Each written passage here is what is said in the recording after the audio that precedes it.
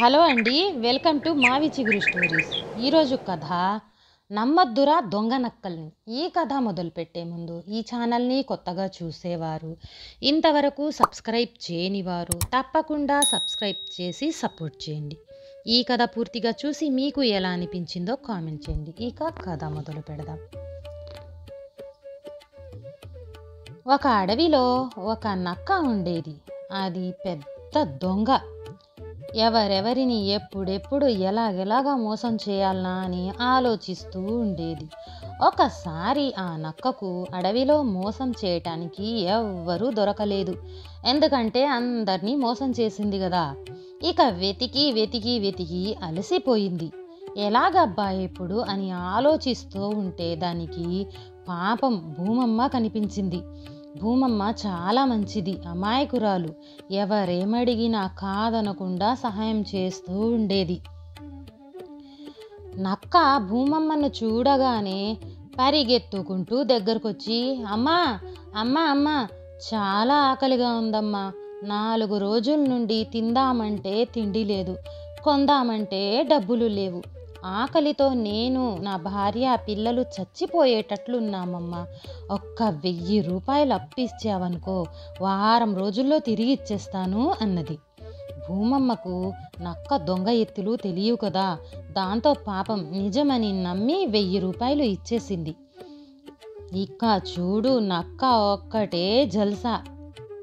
లడ్డూలు, కజ్జికాయలు, కారాలు, బూందీలు, పనసపళ్ళు, మామిడి పండ్లు, నన్నారీలు, నారింజ రసాలు ఒకటని కాదులే, ఏది కనబెడితే అది, ఎంత చెబితే అంత ఒక్కటే తినేది, తాగేది. అలా వారానికల్లా ఒక్క పైసా కూడా మిగల్చకుండా తినేసింది. ఇంకా వారం దాటగానే భూమమ్మ వచ్చింది.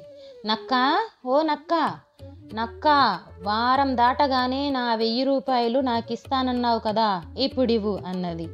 ఇంకక్కడ 1000 రూపాయలు అన్నీ ఎప్పుడో పొట్టలోకి వెళ్ళిపోయాయి కదా. దాంతో ఆ నక్క, అమ్మ అమ్మ, నీ డబ్బులు తేవటానికి నా భార్య వాళ్ళ పుట్టింటికి వెళ్ళింది. ఇలా తీసుకొని రావటం ఆలస్యం, అలా నీ చేతిలో పెట్టేస్తాలే, ఈ ఒక్క వారం ఆగమ్మా అన్నది. భూమమ్మ సరే అంటూ వెళ్ళిపోయింది. వారం దాటగానే భూమమ్మ మళ్ళీ వచ్చి, నక్క నక్క, ఈరోజు నా 1000 రూపాయలు నాకు ఇస్తానన్నావు కదా, ఇప్పుడు ఇచ్చేయి అన్నది. అరే ఇదేంద్రా నాయన, ఇట్లా తగులుకుంది వారం కంపలెక్క అని నోట్లోనే తిట్టుకుంటా, అమ్మ వారం నుండి ఒక్కటే జ్వరం, లేవటానికి లేదు, కూర్చోటానికి లేదు, డబ్బులన్నీ మందులకే అయిపోయాయి, ఇంకొక్క వారం ఆగమ్మ ఇస్తాను అన్నది. భూమమ్మ సరే అంటూ వెళ్ళిపోయింది. భూమమ్మ అలా వెళ్ళటం ఆలస్యం. ఇక్కడుంటే ఇది వదిలేటట్లు లేదు అని అనుకొని ఉన్నవన్నీ మూటగట్టుకొని శ్రీశైలం అడవుల్లోకి పారిపోయింది. అక్కడ హాయిగా తిరుగుతూ ఉంటే వారం దాటగానే భూమమ్మ వచ్చేసింది. అరే ఇది ఇక్కడ కూడా తగలబడిందే, దీన్ని కనుగప్పి తప్పించుకోవటం ఎట్లారా నాయనా అని గొనుక్కుంటూ, అమ్మ నా కొడుక్కి కాలు నొప్పంటే కింద మీద పడతా బండి బాడుక్కు కట్టుకొని ఇక్కడికొచ్చాము, డబ్బులంతా బాడుక్కే అయిపోయాయి, ఇంకో వారం ఆగు ఇస్తాను అన్నది. భూమమ్మ సరే అంటూ వెళ్ళిపోయింది. భూమమ్మ అలా వెళ్ళటం ఆలస్యం.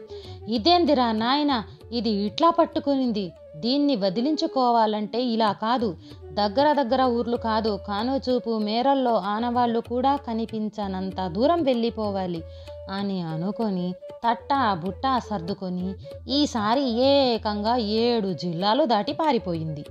అక్కడ హాయిగా కాలు మీద కాలేసుకొని ఆడుకుంటూ పాడుకుంటూ తిరుగుతూ ఉంటే వారం దాటటం ఆలస్యం. భూమమ్మ ఎప్పటిలాగానే దాని దగ్గరకు వచ్చేసింది. ఆమెను చూసి నక్క అదిరిపడింది. అవురా, ఎంత అమాయకంగా తిక్కదాని లెక్క తిరుగుతా ఉన్నా అయినా భూమమ్మ లేనిదిక్కడా. ఇక దీన్ని తప్పించుకోవటం అంటే మామూలు మాటలు కాదు. ఎవరైనా సరే కలలో కూడా ఊహించనంత ఎత్తు వేయాలి అని అనుకొని అమ్మ, నీకు వారం వారం అలా ఇలా అని తిప్పించుకోవటానికి నాకు సిగ్గేస్తుంది. కానీ ఏం చేద్దాం, కాలం అలా ఉంది. మా ఊర్లో ఒకడు నాకు 3,000 అప్పున్నాడు. అవి వసూలు చేసుకోవటానికి ఇంత దూరం వచ్చాను. 4 రోజులాగు వడ్డీతో సహా తిరిగి ఇచ్చేస్తాను. ఈ ఒక్క వారం ఆగమ్మా అన్నది. దానికి భూమమ్మ సరే అని, ఇదే ఆఖరిసారి, ఏమోలే పాపం అనుకుంటూ ఉంటే ఏదో ఒకటి చెప్పి ఊరికే తిప్పిస్తున్నావు. ఇంకోసారి చేస్తే మర్యాద ఉండదు, ఏమనుకుంటున్నావో. అడవిలో అందరినీ పిలిచి పంచాయతీ పెట్టి పరువు తీస్తా అని హెచ్చరించి పోయింది భూమమ్మ. నక్కకు ఎలా తప్పించుకోవాలనో తోచలేదు. అలాగని డబ్బులు ఇవ్వబుద్ధి కాలేదు. ఇంతవరకు ఎప్పుడు ఎవ్వరికీ లొంగలేదు. ఇదేంటి ఇప్పుడు ఇట్లా అయ్యింది అని ఆలోచించుకుంటూ అడవిలోకి వెళ్ళింది. ఒక చోట ఒక జొన్నదంటు కోసగ్గా కనబడింది. ఏదైతేనేమని అనుకొని దాన్ని తీసుకొని ఎవ్వరూ చూడకుండా ఒక పెద్ద చీకటి గుహలోనికి పోయి కంటికి ఒక పక్కగా కన్ను దెబ్బ తినకుండా కసుక్కున పొడుచుకుంది. అంతే, దెబ్బకు సుర్రుమని రక్తం కారి రెప్పంతా ఎర్రగా వాచిపోయింది. కన్ను మూసుకుపోయింది. వారం తిరిగేసరికి భూమమ్మ మళ్ళా నక్క దగ్గరకు వచ్చేసింది. నక్క, ఈసారి నా 1000 రూపాయలు నాకు ఖచ్చితంగా ఇస్తానన్నావు కదా, ఇవ్వు 1000 రూపాయలు అని అడిగింది. నక్క అమాయకంగా ముఖం పెట్టి, 1000 రూపాయలా? నేను నీకు ఇవ్వాలనా? ఎందుకు అని అడిగింది. ఆ మాటలకు భూమమ్మ అదిరిపడి, అదేంటి అలా అంటున్నావు? నా దగ్గర 1000 తీసుకొని 10 వారాల నుండి రేపంటూ తిప్పుతూ ఇప్పుడేమి ఎరగని నంగలాచిలాగా మాట్లాడుతున్నావు అన్నది. ఆ మాటలకు నక్క కోపంగా, ఏంది నేనా నంగనాచినా? చూడమ్మోయ్, నువ్వెవరిని చూసి ఎవరి దగ్గరకు వచ్చి అడుగుతున్నావో కానీ నువ్వు చెప్పేది ఒక్క ముక్క నాకైతే అర్థం కావట్లేదు. ఇంతకీ నువ్వు ఇచ్చింది ఒక్క కన్నున్న నక్కక 2 కళ్ళున్న నక్కక అన్నది. పాపం ఆ మాటలకు భూమమ్మ 2 కళ్ళున్న నక్కకే అన్నది. వెంటనే ఆ నక్క, అది అలా చెప్పు, చూడు నాకుండేది ఒక కన్నే, రెండోది చిన్నప్పుడు ఎప్పుడో దెబ్బ తగిలి పోయింది అంటూ చూపించింది. ఎర్రగా మాడిపోయిన ఆ కన్ను చూసి భూమమ్మ నిజమని నమ్మి, అరెరెరే పొరపాటైపోయిందే, ఏమీ అనుకోవద్దు, అనవసరంగా నిన్ను అనరాని మాటలు అన్నాను అని బాధపడి వెళ్ళిపోతూ ఉంటే ఆ నక్క, అమ్మా, నువ్వు అడిగిన వాళ్ళకంతా కాదనకుండా సహాయం చేస్తావంట. ఆడవంతా తెగ చెప్పుకుంటూ ఉన్నారు. గుడ్డిదాన్ని, ఒక్క కన్ను అస్సలే లేనిదాన్ని. వచ్చే వారం మా పిల్ల పెళ్లి చూపులు. ఒక్క 5,000 ఇవ్వమ్మా, పంట చేతికి రాగానే తిరిగి ఇచ్చేస్తాను అని అడిగింది. దానికి ఆ దొంగ మాటలకు ఆ అమాయకపు భూమమ్మ పాపం జాలిపడి, సరే తీసుకో, కానీ ఆ దొంగ నక్క లెక్క నన్ను మోసం చెయ్యి మాకు అన్నది. నక్క సంతోషంగా సరే అంటూ దొంగ వినయం నటిస్తూ 5,000 తీసుకుంది. భూమమ్మ అలా పోవటం ఆలస్యం.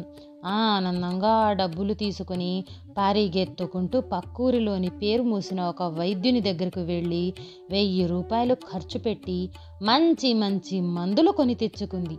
భూమమ్మకు కనబడకుండా ఒక పెద్ద కొండ ఎక్కి గుహలో దాక్కుని రోజు మందులు వేసుకోసాగింది. 10 రోజులు దాటగానే కన్ను వాపంతా తగ్గిపోయి మళ్ళా మామూలైపోయింది. దాంతో 4,000 తీసుకుని మళ్ళా తన ఊరికొచ్చేసింది. నక్కను చూడగానే భూమమ్మ పరిగెత్తుకుంటూ వచ్చి, ఎక్కడికి పోయావు నువ్వు? నా 1000 రూపాయలు నాకివ్వకుండా అని పట్టుకుంది. దానికి ఆ దొంగ నక్క, ఎంత మాట అన్నావమ్మా నువ్వు నాకు? నిన్ను మోసం చేయటమా? పురుగులు పట్టిపోతారు అలా చేస్తే. నీకు డబ్బులు ఇవ్వటం కోసమని మా అత్తోళ్ళ ఊరికెళ్ళి 4 రోజులు కూలీ పనులు చేసి ఈ డబ్బులు సంపాదించుకొచ్చాను, తీసుకో అంటూ 1000 రూపాయలు చేతిలో పెట్టింది. భూమమ్మ సంతోషంగా వెళ్ళిపోయింది. అదలా పోవటం ఆలస్యం.